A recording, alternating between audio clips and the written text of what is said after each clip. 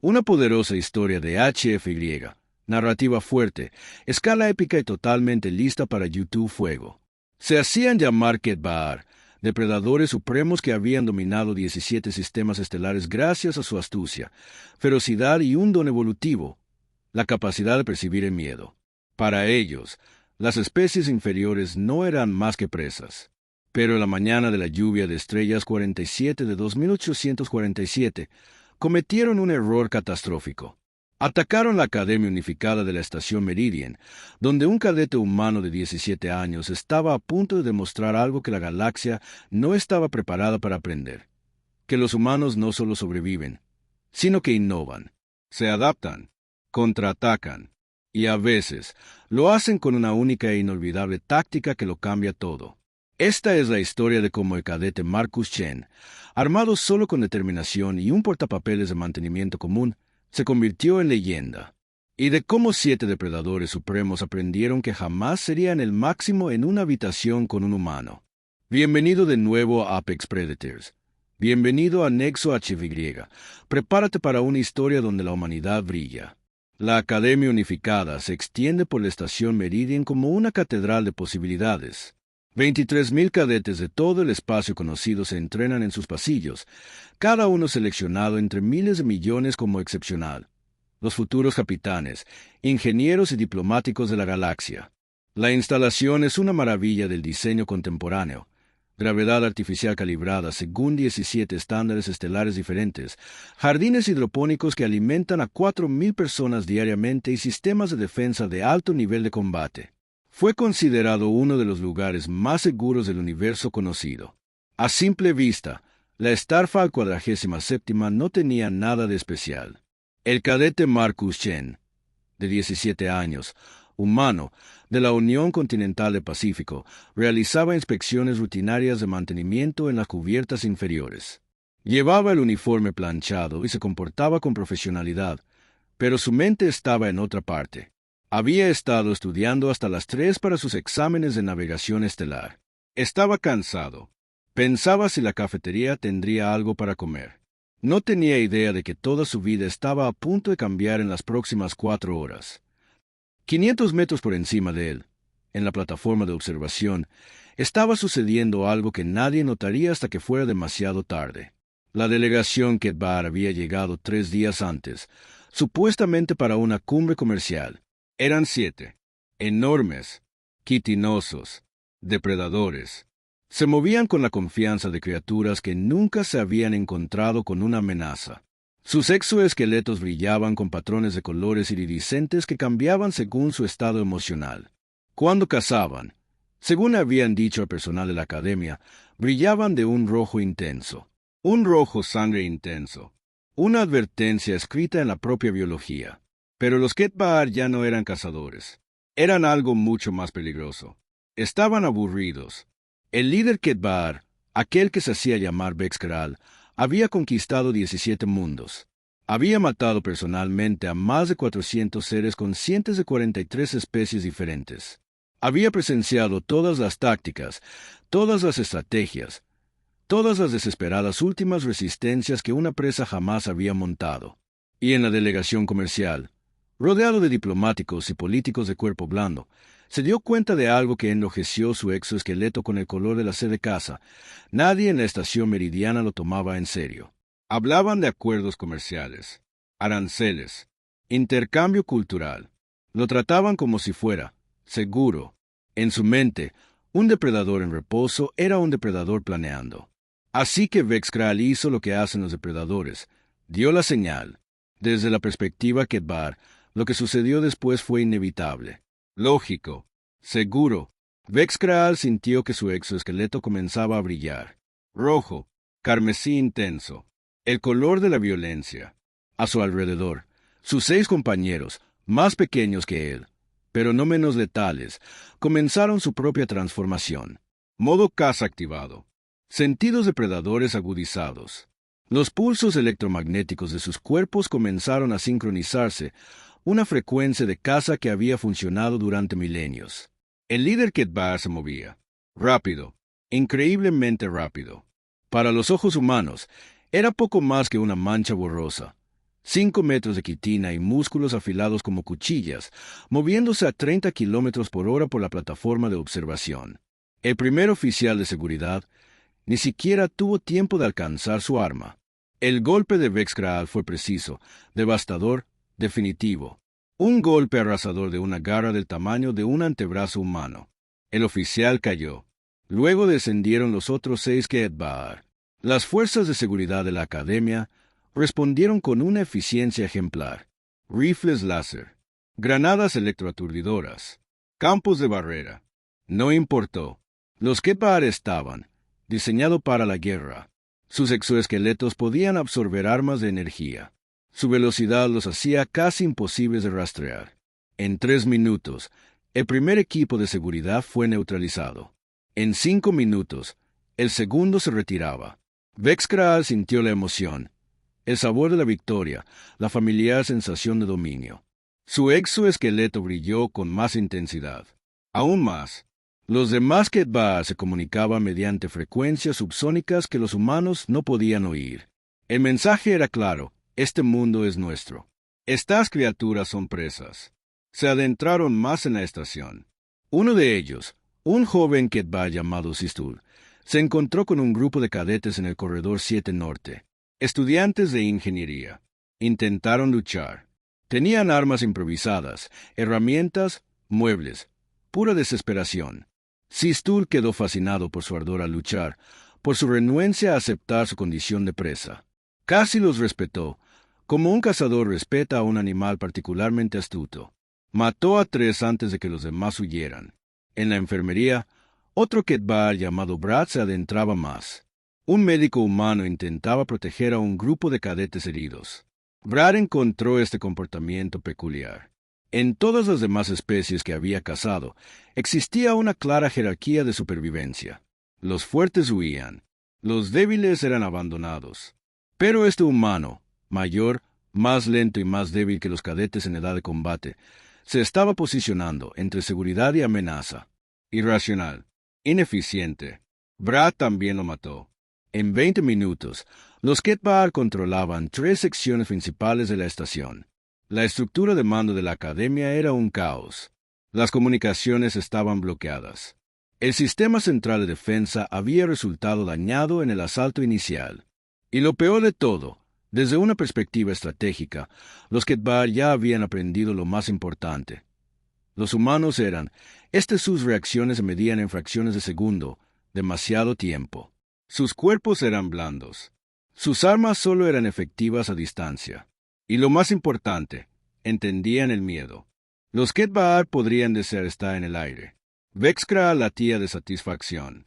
Así era como debía ser la caza. No las negociaciones estériles ni las cumbres comerciales. No la pretensión de civilización. Esta era la expresión más auténtica de la relación depredador-presa. Esto era naturaleza, cruda y pura. Y estaba ganando. Los Ketbaar llevaban exactamente 23 minutos al mando cuando se toparon con su primer problema real. No era lo que esperaban.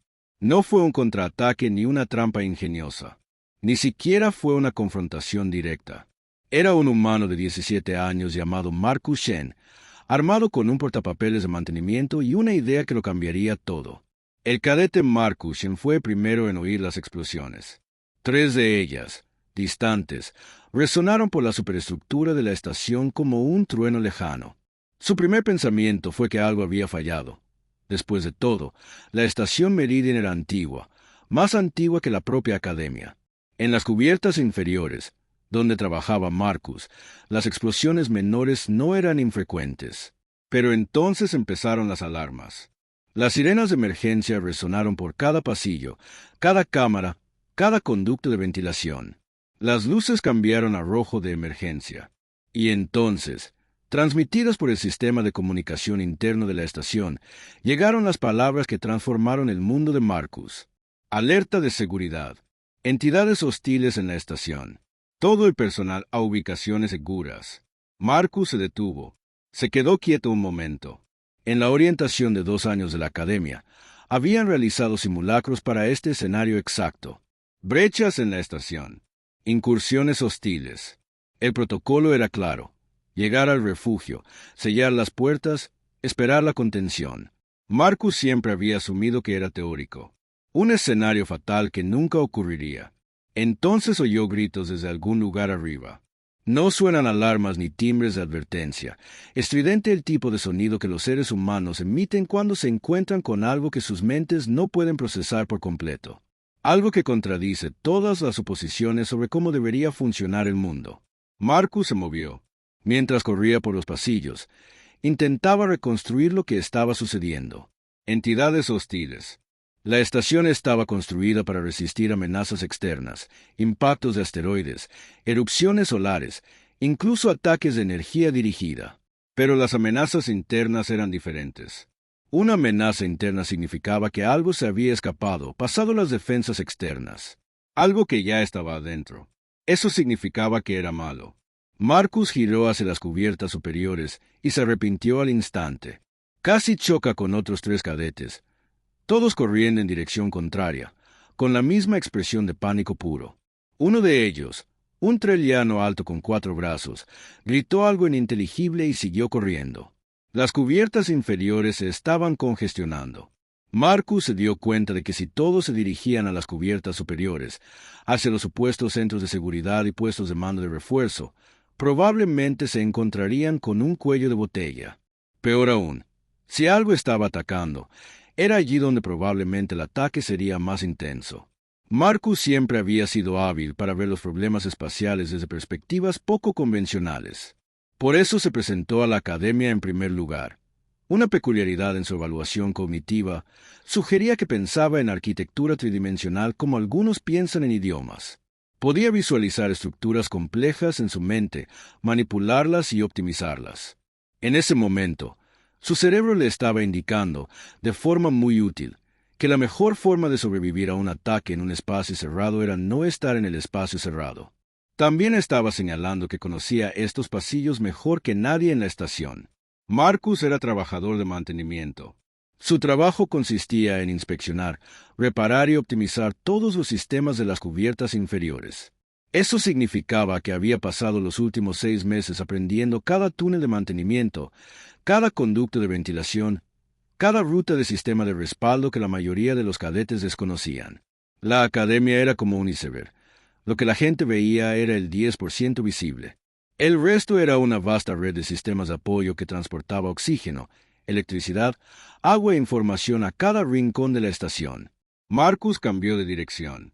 En lugar de dirigirse a las cubiertas superiores, se dirigió a la sección de mantenimiento, hacia los sistemas, hacia el único lugar que realmente entendía en ese momento de caos. Lo que sucedió a continuación fue el momento crítico. El momento que separó al cadete Marcus Chen de todos los demás humanos en la estación Meridian. Porque mientras todos los demás pensaban en luchar o huir, Marcus pensaba en sistemas.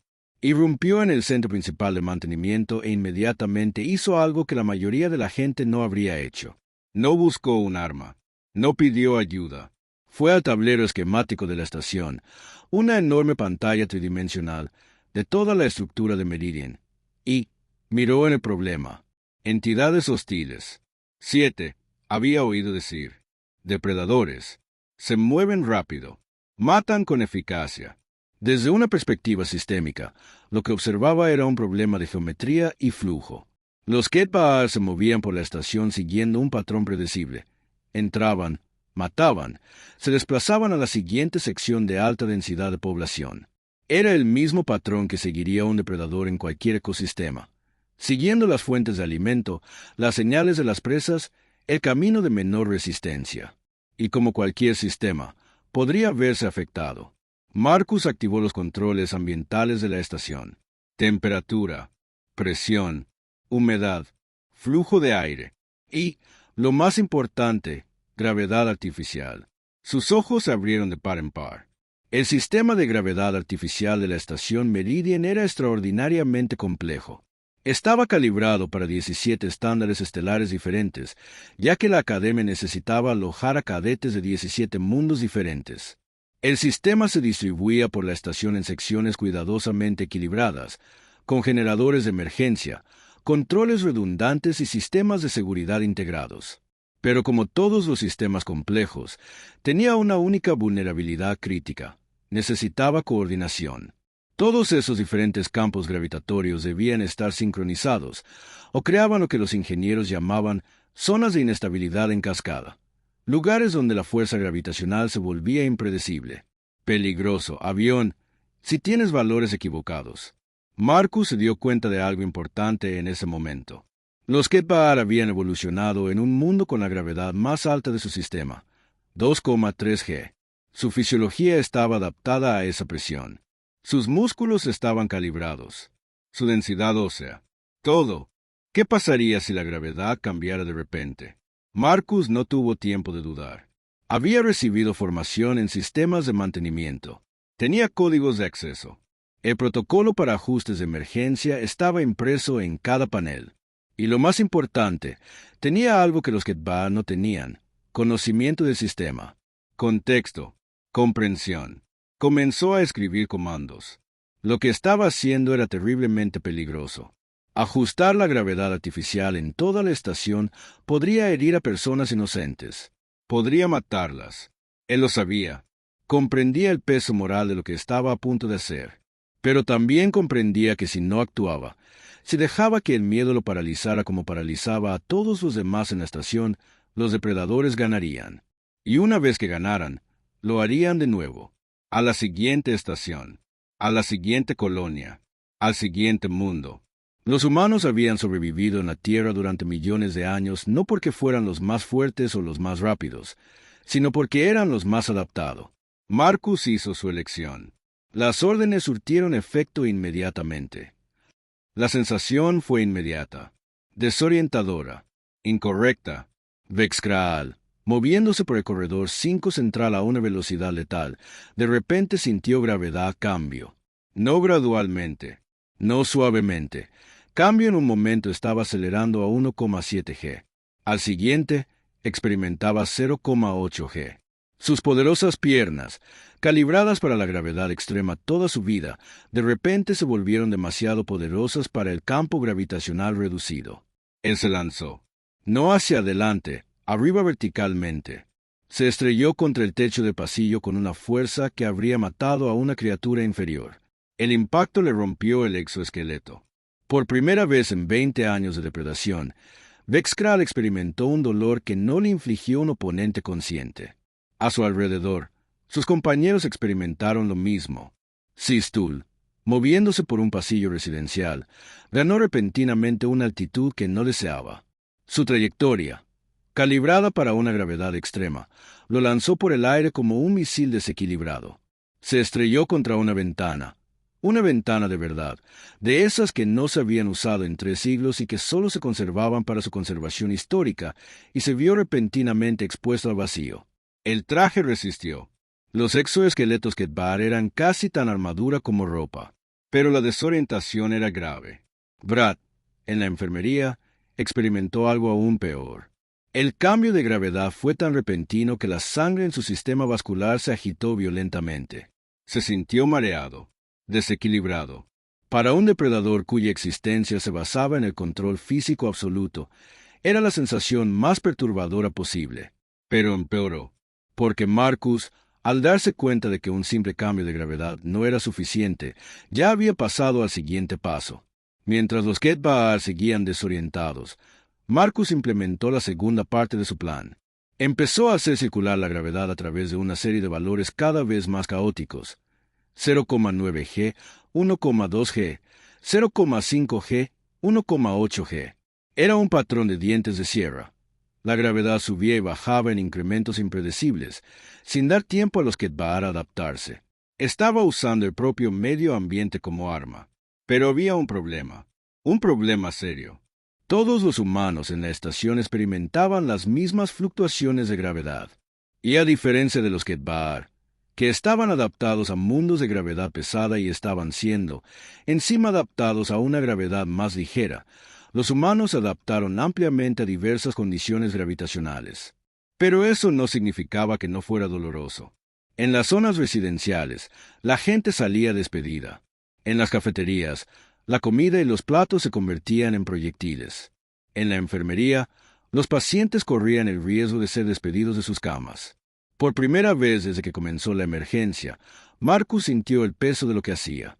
No eran solo vidas teóricas, eran sus compañeros cadetes, sus instructores, personas que le habían mostrado bondad. Se dio cuenta de que había tomado una decisión terrible. Pero entonces, a través del sistema de comunicación del centro de mantenimiento, escuchó algo que cambió su perspectiva. Era la cadete Sara Nakamura, la misma Sara Nakamura que se había sentado a su lado en la navegación estelar, que había compartido sus notas con él, que siempre había sido increíblemente amable con el trabajador de mantenimiento que la acompañaba.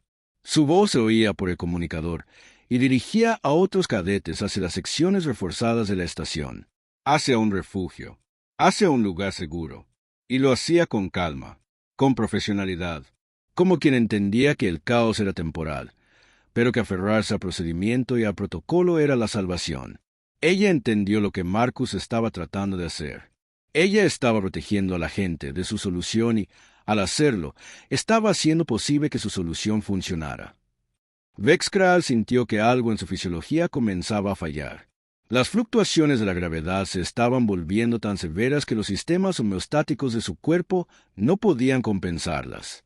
Su ritmo cardíaco se disparó.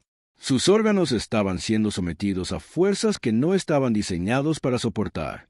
Por primera vez en su vida, un depredador se dio cuenta de que se estaba convirtiendo en presa. Los demás Ketbaar experimentaban fallos similares.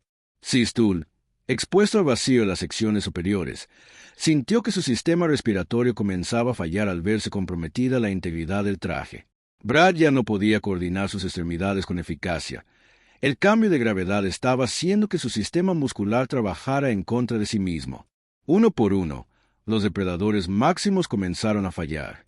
Y Marcus, en el centro de mantenimiento, tomó la decisión final. Había ido aumentando gradualmente las fluctuaciones de gravedad en las secciones donde se encontraban los Ketbaar, mientras las mantenía manejables en las zonas residenciales y críticas. Requirió todo su conocimiento de los sistemas de la estación, toda su comprensión de los patrones matemáticos del campo gravitatorio y toda su inteligencia y concentración.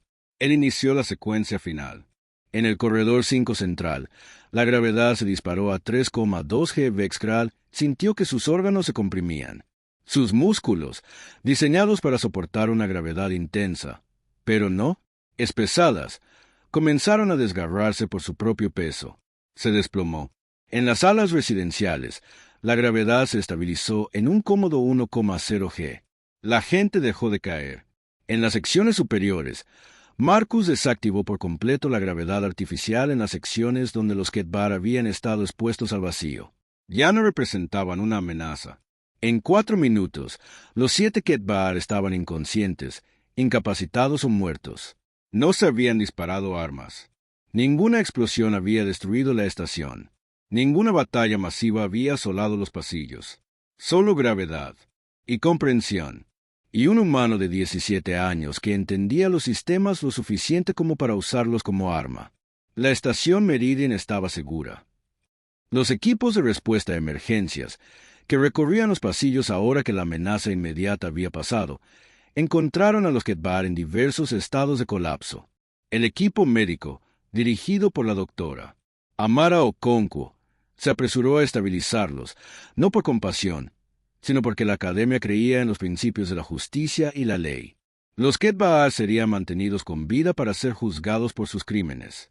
Para cuando Marcus salió del centro de mantenimiento, la estación ya estaba volviendo a la normalidad. Los equipos de emergencia atendían a los heridos. Se estaba contabilizando el estado de los estudiantes. La administración estaba asegurando el lugar. No esperaba reconocimiento. No esperaba celebración. Había hecho lo que debía hacer, y lo había hecho. La estación estaba segura. Había gente viva. Eso era suficiente. Pero mientras caminaba por los pasillos, ocurrió algo que lo sorprendió. La gente se detuvo. Lo miraron. No con miedo, sino con algo más. Reconocimiento, sí, pero más profundo que eso. Comprensión. El cadete trelliano que lo había pasado corriendo en las cubiertas inferiores estaba de pie en un refugio, mirándolo fijamente. Sara Nakamura emergió de su puesto de mando y, increíblemente, lo saludó. No es un saludo militar. Es un gesto de respeto. entre iguales. La administración de la academia actuó con rapidez para asignar medallas y condecoraciones. El Consejo de la Alianza emitió una declaración formal de agradecimiento. Los científicos comenzaron de inmediato a estudiar la situación, intentando comprender cómo un trabajador de mantenimiento había logrado neutralizar una amenaza que había consumido a 3 equipos de especialistas militares. Pero el momento más importante llegó 3 días después, cuando Marcus fue llamado a la oficina del director. La directora doctora Kessler era una veridiana, un ser de energía pura mantenido en una forma humanoide mediante tecnología tan avanzada que incluso los propios veridianos apenas la entendían. Era anciana para los estándares de la mayoría de las especies, habiendo servido como directora durante más de 200 años. Había visto imperios surgir y caer. Había entrenado líderes de extraordinaria capacidad. Ella miró a Marcus Chen y su expresión era elegible. Cadete Chen, dijo, sus acciones de hace 3 días salvaron esta estación y a todos sus habitantes. Solo eso merecería reconocimiento. Pero lo más importante es que sus acciones revelaron algo sobre su especie que sospechaba, pero nunca había comprobado. Ella hizo una pausa. La humanidad no sobrevive por ser fuerte. Sobrevive porque comprende los sistemas, el contexto, las relaciones entre las cosas. Miraste a un depredador, y en lugar de ver un enemigo al que no podías combatir, viste un problema que podías resolver. Marcus no dijo nada. Era demasiado joven. Estaba demasiado aturdido, demasiado consciente de lo cerca que había estado de cometer errores catastróficos. Pero el director no había terminado. Los Ketbaar eran superdepredadores porque su mundo nunca desarrolló otro superdepredador. Nunca se vieron obligados a adaptarse. Nunca se vieron obligados a resolver problemas que excedieran sus capacidades físicas. Tú, Cadete Chen, eres superdepredador porque te obligan a hacerlo. Porque la mayor debilidad de tu especie es también tu mayor fortaleza. Ella sonrió, una expresión que parecía casi igual en un ser energía que en cualquier rostro humano. Eres adaptable, y eso es más letal que cualquier garra. En las semanas siguientes, el incidente se hizo famoso en todo el espacio conocido. Se escribieron artículos científicos. Los estrategas militares estudiaron las tácticas de Marcus. Otras academias comenzaron a entrenar a su personal en el pensamiento sistémico como forma de combate. Pero la respuesta más interesante vino de los propios Ketbaar. Vexcraal, recuperándose lentamente en las instalaciones médicas de la academia bajo fuertes medidas de seguridad, solicitó una reunión con Marcus. Desafiando el consejo de casi todos, Marcus accedió. Entró en la cámara de seguridad donde se encontraba el depredador Ketbaar y se enfrentó al ser que había matado a 17 personas en 23 minutos. Tú, dijo Vexcraal, con su exoesqueleto aún agrietado por las armas de gravedad, no eres un depredador. No, coincidió Marcus. No lo soy. Entonces, ¿qué eres? Marcus lo pensó. Pensó en la Tierra, en millones de años de evolución, en los humanos que habían sobrevivido a las eras glaciales gracias a su comprensión del fuego, que habían cruzado océanos gracias a su comprensión del viento, que habían dominado los cielos gracias a su comprensión de la física. Somos la especie que descubre cómo ganar antes de entrar en pelea, dijo Marcus. El exoesqueleto de Vexcraal titiló con colores indescriptibles en ningún idioma humano. Un sonido emergió de su garganta, algo entre una risa y un rugido. Lo entiendo, dijo finalmente. Se lo diré a mi gente. No lo olvidarán. El cadete Marcus Chen regresó a sus tareas de mantenimiento la semana siguiente. Le ofrecieron ascensos, comisiones militares y puestos corporativos. Los rechazó todos. En cambio, terminó su formación. Estudió ingeniería de sistemas. Y al graduarse, volvió a lo que siempre le había parecido lógico, arreglar cosas. El incidente cambió más que la vida de Marcus. Cambió la forma en que la academia entrenaba a su personal. Cambió la forma en que los militares concebían la estrategia. Cambió, en cierta medida, la forma en que la galaxia veía a la humanidad. Porque la historia no trataba realmente de un humano derrotando a 7 superdepredadores. Trataba de lo que sucede cuando se toma a una persona que comprende su entorno, se le dan herramientas para manipularlo y se le pide que resuelva un problema imposible. Los humanos somos especialistas en problemas imposibles. Nos pides cruzar desiertos y descubrimos la agricultura. Nos pides que sobrevivamos al invierno y nosotros inventamos el fuego. Nos pides que resolvamos el problema de 7 depredadores máximos y usamos la gravedad de tu propio planeta en tu contra. Los Ketbaar nunca volvieron a atacar el espacio humano. De hecho, finalmente firmaron un tratado, no por miedo, sino por respeto. Porque Vex-Kra les dijo algo que cambió la percepción que toda su civilización tenía de la humanidad. Les dijo que los humanos no eran superdepredadores. Eran algo completamente distinto. Ellos fueron los que resolvieron los problemas que los depredadores no podían ver. En los años siguientes, esta se convirtió en la teoría dominante en xenobiología, que el lugar de la humanidad en la galaxia no era el de los más fuertes ni los más rápidos. Era el de los más inteligentes, los más adaptables, los más dispuestos a afrontar situaciones imposibles y encontrar soluciones poco convencionales. Los humanos alcanzaron su máximo esplendor de una manera diferente. Estaban en la cúspide de la innovación. Y Marcus Chen, con el tiempo se convirtió en uno de los ingenieros de sistemas más respetados del espacio. Enseñó a miles de estudiantes a pensar en los problemas como él lo hizo en el ataque de Ketbaar, no como enemigos a los que combatir, sino como sistemas que comprender y optimizar. Se casó, tuvo hijos, vivió una vida que, para los estándares de la galaxia, fue completamente normal. Pero todos los que lo conocían sabían la verdad, sabían de lo que era capaz. Así que, cuando te enfrentes a un problema que parezca insuperable, cuando veas una amenaza que no puedas vencer por medios convencionales, recuerda a Marcus Chen. Recuerda que el mayor poder no siempre es el que tiene las garras más afiladas. A veces, es el que entiende el sistema. ¿Y la moraleja de la historia?